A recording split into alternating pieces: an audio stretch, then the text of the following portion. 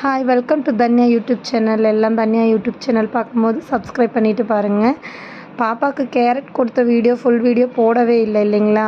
பாப்பாவுக்கு கேரட்டு ஒரு பேரிச்சம்பழம் போட்டாச்சு. அப்புறம் அதே பவுலில் ஒரு பவுல் தண்ணியும் அப்புறம் கொஞ்சம் தண்ணியும் ஊற்றி குக்கரில் விசில் விட்டாச்சுங்க. விசில் வந்து 5 விசில் விட்டேன் நான் இன்றைக்கி கேரட்டு. நீங்கள் தண்ணிலையும் வேக வைக்கலாம், பசும்பால்லையும் வேக வைக்கலாம்.